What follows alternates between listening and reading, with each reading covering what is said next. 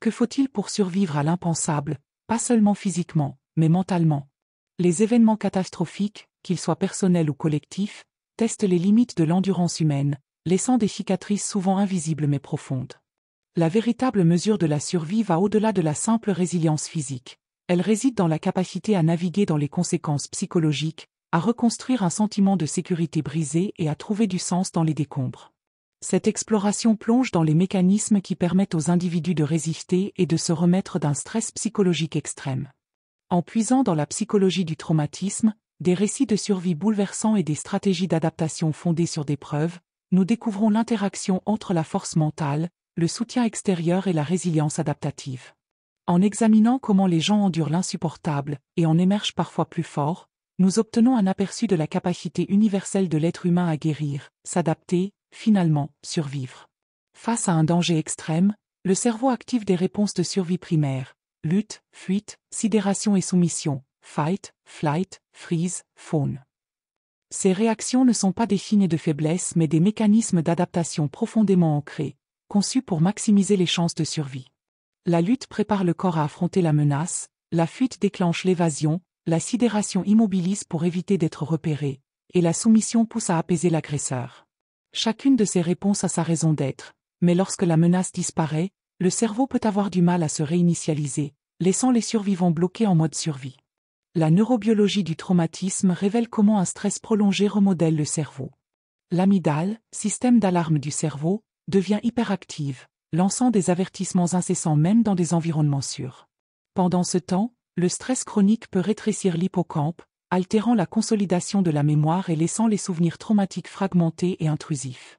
Le cortex préfrontal, responsable de la pensée rationnelle et de la prise de décision, est souvent désactivé en cas de stress extrême, ce qui explique pourquoi les survivants d'un traumatisme peuvent avoir du mal à contrôler leurs impulsions, à réguler leurs émotions ou à se sentir hors de contrôle longtemps après l'événement. Pour certains, ces changements se cristallisent en un trouble de stress post-traumatique, TSPT, une condition marquée par des pensées intrusives, une hypervigilance, l'évitement des rappels du traumatisme et une dissociation, un détachement de la réalité alors que l'esprit tente de se protéger. Comprendre ces mécanismes est la première étape pour démystifier l'emprise du traumatisme et tracer un chemin vers la guérison. Les anciens combattants revenant de zones de guerre comme le Vietnam ou l'Irak portent souvent des blessures invisibles en plus de leurs blessures physiques. Beaucoup décrivent s'être appuyés sur une conscience aiguë de la situation pour rester en vie, pour ensuite découvrir que cette hypervigilance persiste longtemps après avoir quitté le champ de bataille. Certains se tournent vers la camaraderie avec d'autres soldats ou vers des moyens d'expression créatifs pour traiter leurs expériences, illustrant comment la connexion et l'expression peuvent atténuer l'isolement. Les survivants de captivité prolongée, comme Jesse Dugard ou Elizabeth Smart, démontrent le pouvoir extraordinaire de la résilience mentale. En l'absence d'échappatoire physique, elles ont eu recours à des stratégies internes, maintenir des routines, s'accrocher aux souvenirs de leurs proches, ou même imaginer des réalités alternatives pour préserver leur sentiment d'identité. Leurs histoires révèlent comment l'esprit peut construire des bouées de sauvetage même dans les circonstances les plus sombres. Ceux qui endurent des catastrophes soudaines, comme des accidents d'avion ou des catastrophes naturelles, ou des épreuves physiques extrêmes, comme l'automutilation d'Aaron Ralston pour se libérer d'un rocher, parlent souvent d'une concentration singulière sur la prochaine étape immédiate. La survie dans ces moments dépend de l'adaptabilité, canaliser la panique vers la résolution de problèmes, et du refus obstiné de céder au désespoir. À travers ces récits, des fils conducteurs émergent, la capacité à s'adapter, la quête de sens, la flexibilité mentale face à des menaces changeantes, et l'entretien de l'espoir, aussi ténu soit-il. Il ne s'agit pas de traits innés, mais de compétences aiguisées en situation de crise, offrant un modèle de résilience. Les techniques d'ancrage sont parmi les outils les plus immédiats pour gérer les répliques d'un traumatisme.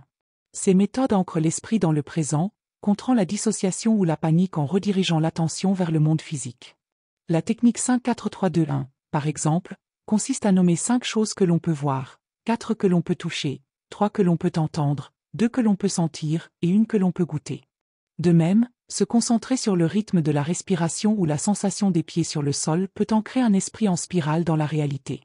La dissociation, un état de détachement mental, survient souvent lorsque le cerveau est submergé. Reconnaître ces signes, décrochage, sentiment d'irréalité ou perte de notion du temps est crucial.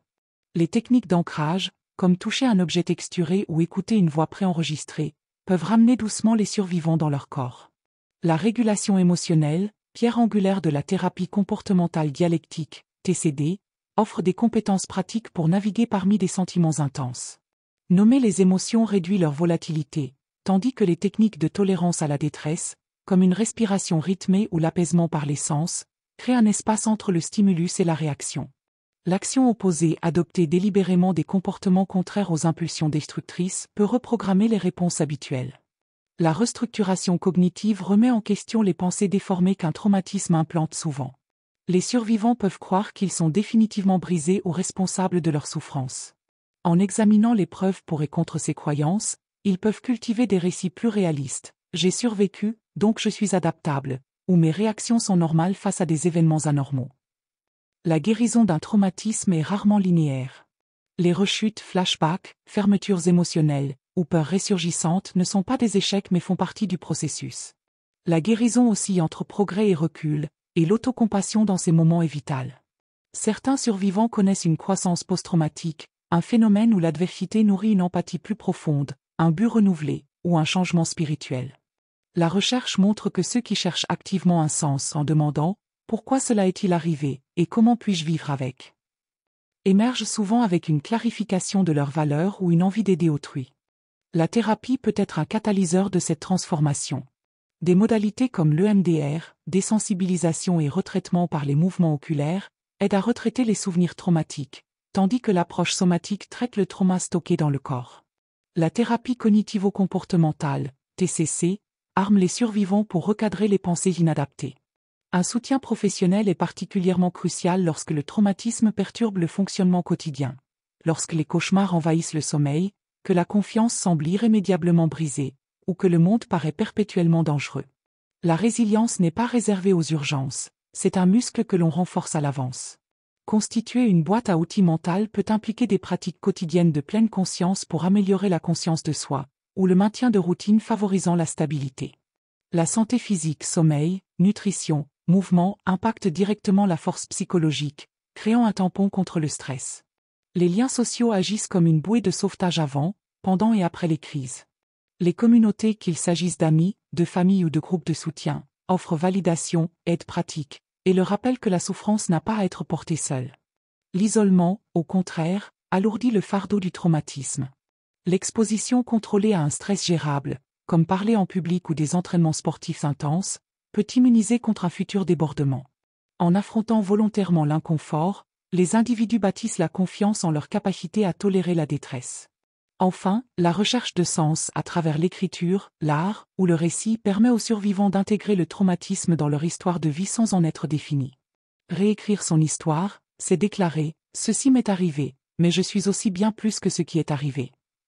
Ainsi, la résilience devient non seulement une survie, mais une réappropriation de soi. Que faut-il pour survivre à l'impensable, pas seulement physiquement, mais mentalement? Les événements catastrophiques, qu'ils soient personnels ou collectifs, testent les limites de l'endurance humaine, laissant des cicatrices souvent invisibles mais profondes. La véritable mesure de la survie va au-delà de la simple résistance physique. Elle réside dans cette capacité fragile mais puissante à traverser l'après-coup psychologique, à reconstruire pierre par pierre ce sentiment de sécurité ébranlé, et à extraire du sens des décombres de son histoire. Nous avons exploré ensemble comment le cerveau se transforme sous le choc du traumatisme, ces mécanismes de survie qui nous sauvent puis parfois nous emprisonnent. Nous avons vu comment l'amygdale en alerte permanente, l'hippocampe malmené et le cortex préfrontal en berne expliquent ces tempêtes intérieures qui semblent sans fin. Mais surtout, nous avons découvert que ces blessures neurologiques ne sont pas une condamnation. Comme en témoignent les récits poignants de survivants, de la guerre à la captivité en passant par les catastrophes, l'esprit humain possède cette capacité insoupçonnée à inventer des stratégies de survie, à s'adapter, et parfois même à transformer sa souffrance en force. Des outils concrets existent pour reprendre pied. Ces techniques d'ancrage qui nous rattachent au présent, ces compétences émotionnelles qui apprivoisent la tempête, ces restructurations cognitives qui réparent les pensées blessées. La thérapie, sous ses différentes formes, offre des chemins de réparation neuronale et existentielle. Et surtout, nous avons vu combien les liens humains, cette solidarité silencieuse ou parlée, constituent le premier rempart contre la désintégration psychique. Le chemin de guérison n'est ni linéaire ni universel. Il y aura des jours de recul, des nuits où les démons ressurgissent. Mais chaque petit pas compte. Certains y trouveront même une forme de croissance inattendue, non pas que le traumatisme soit souhaitable, mais parce que l'âme humaine a cette mystérieuse capacité à parfois extraire de la boue des perles de sens et de profondeur. Alors retenons ceci, vous ne choisirez peut-être jamais les épreuves qui croiseront votre route, mais vous disposez toujours d'une marge de manœuvre dans la façon d'y répondre. C'est dans cet espace de liberté intime, parfois réduit à une simple respiration consciente entre deux vagues de panique, que se joue la différence entre la rupture et la reconstruction. Votre histoire n'est pas écrite d'avance, et vos blessures, si profondes soient-elles, ne sont pas toute votre histoire.